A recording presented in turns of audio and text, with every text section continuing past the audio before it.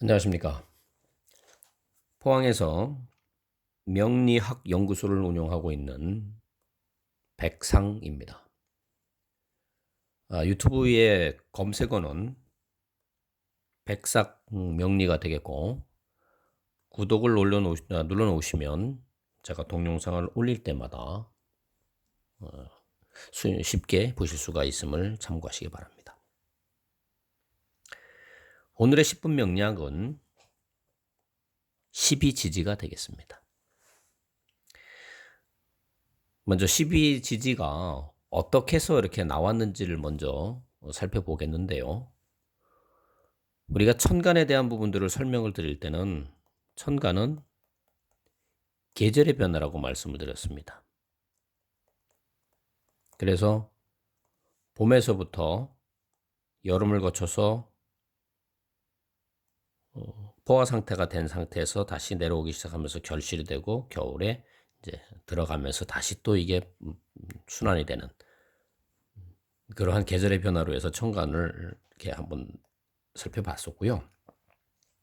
지지에 대한 부분들은 역시 마찬가지 계절의 변화는 같습니다.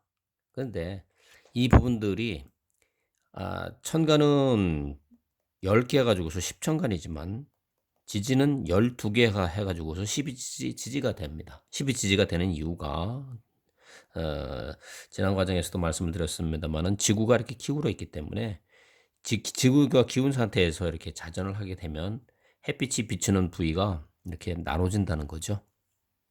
그렇기 때문에 땅으로 되는 부분이 둘로 나눠져서 무토와 기토에 해당되는 것이 두 개였던 부분들이 이제 각각 두 개씩 해가지고서 네 개가 됨으로써 전체가 12개가 됐다. 라는 겁니다. 주역에서의 이제 그 괴상으로서 이제 이것을 설명을 하는 부분이 있는데, 최초의 그 시작은 어디서 시작하냐면 물에서 시작한다고 그랬죠.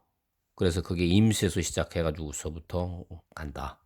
그래서 수에 대한 그러니까 우리가 그 선천수, 후천수 할 때에 이제 여기서 이제 1, 그다음에 정화가 2 이런 식으로 해가지고서 이제 10까지 나갔던 그 원리가 있는데 결국은 뭐냐면 시작점이 수라는 거죠. 다시 말해서 음에서부터 시작한다는 거예요. 그래서 음에서부터 시작되면서부터 양의 하나가 나오는 그런 단계, 거기가 시작이다. 그래서 음이라고 하는 부분들이 이렇게 괴상으로 6개로 구분이 되는데 밑에 처음에 이제 한 개가 이제 양이 비로소 나온 거죠. 그 다음에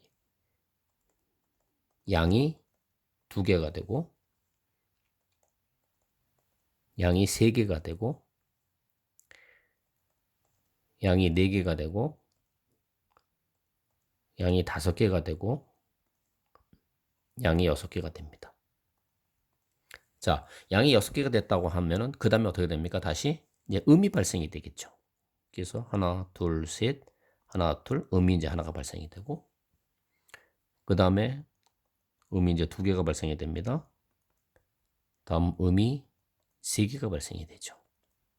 자, 음이 4개가 발생이 되고 음이 5개가 발생이 되고 음이 6개가 발생이 됩니다. 그런데 이것을 이제 나눠보게 되면 1개, 2개, 3개, 4개, 5개, 6개가 되었고 다시 음이 하나, 둘, 셋, 넷, 5개, 6개가 된 겁니다.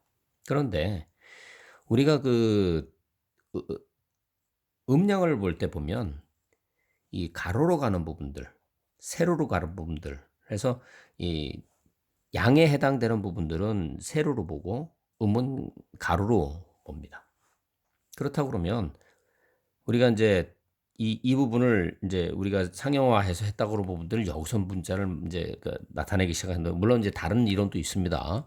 그 자축인묘 진사오밀과 이제 동물로 비유를 해가지고서 뭐 누가 선착순으로 오느냐 뭐 이런 것에서 하는 이론도 있는데 이제 저는 이제 주역을 근거로 해서 이제 설명을 드리는 부분인데 일은 자에 해당되고 그다음에 축 양이 3개일 때는 인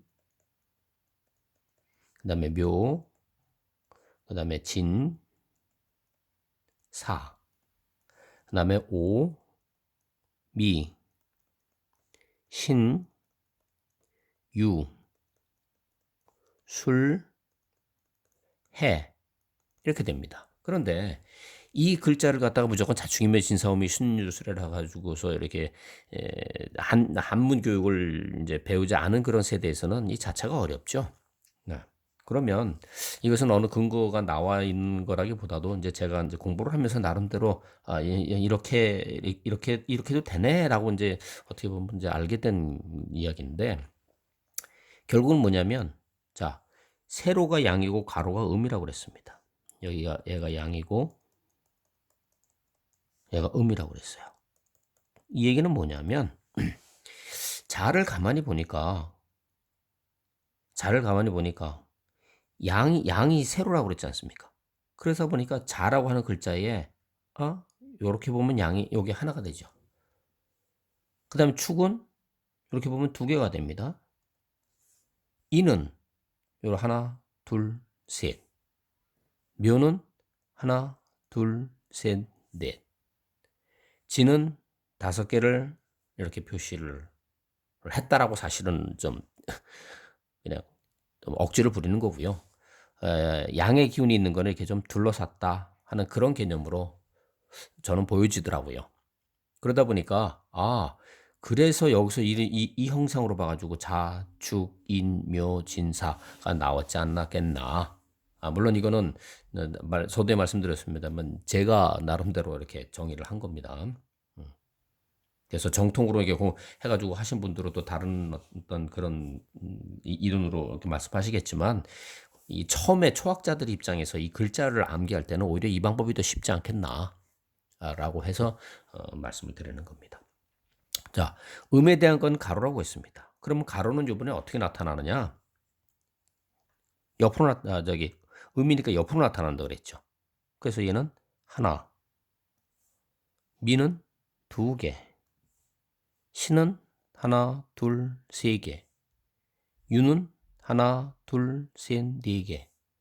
그 다음에 아까 진하고 수하고 비슷한 형태입니다. 요렇게 다섯 개.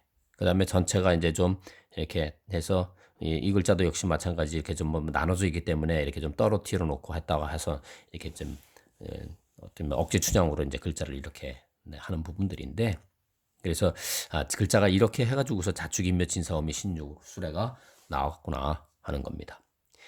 이제 그 한자를 쓰실 때 보면 상형 문자지만 획순이라는 부분이 상당히 중요합니다.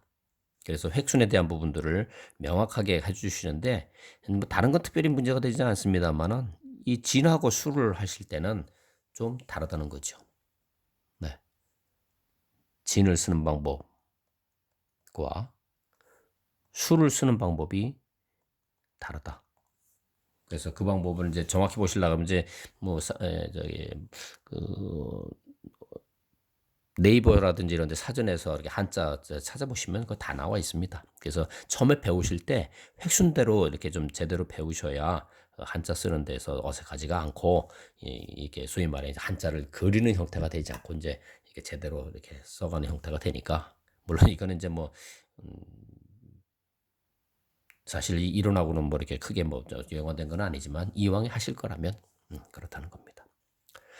그래서 이 이제 12지지가 이렇게 자축인묘 진사오미 신유술해로 이제 구성이 되어 있다. 그 구성이라고 하는 것이 결국은 뭐냐면 왜 이게 주의계대지를 말씀드리냐면 양이 하나가 발생되면서부터 6개로 극단으로 올라갔다가 다시 음이 발생이 되면서 하나에서부터 6가지가 다시 내려온다 하는 거죠. 그러면 이 얘기는 뭐냐면 결국은 이렇게 올라갔다 내려가는 형태가 똑같이 계절의 변화하고도 일맥상통한다 하는 걸 말씀드리는 거고 이제 그 나중에 또 말씀드리겠습니다만은 우리가 봄이라고 하는 부분들이 언제냐면은 이제 우리가 보통 동지로 생각을 해가지고서 하는 부분들이 있지만 우리 그 역학에서 이야기하는 그 봄은 언제냐? 입춘은 이제 그냥 한글로 쓰겠습니다.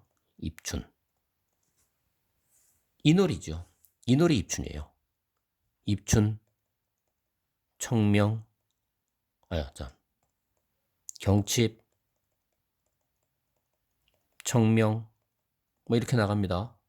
그러면 왜 이때를 봄으로 봤냐 하면 결국 이겁니다. 요 부분만 말씀드리다 그러면 전체가 음인 거에서 이제 양의 기운이 최대한 나왔다는 거죠. 그러면 양의 기운이 나왔다가 이때부터 이제 뭔가가 이제 땅 속에 있는 부분들이 했다가 이제 새로운 싹이 이렇게 나기 시작하는 그런 단계는 양의 기운이 이제 밑에서 완전히 포화 상태가 됐을 때 비로소 싹이 나온다는 거죠. 그래서 이때부터 비로소 싹이 나오는 봄의 시작이다. 그래서 입춘을 갖다가 이 노래라고 한다는 겁니다. 네. 전체적으로 이제 자축인묘 진사오미 신유술 해에 대해서 말씀드리면서 이제 추가적으로도 이제 확대가 됐었던 부분인데 어쨌든 이렇게 이제 자축인묘 진사오미 신유술해가 이렇게 나왔다 하는 걸 아시고 이제 12지지 중에서 이제 자수에서부터 이제 어떤 특성을 갖고 어떤 성질을 갖고 있는지를 이제 다음 시간에 설명을 드리도록 하겠습니다. 오늘은 여기까지 하도록 하겠습니다. 감사합니다.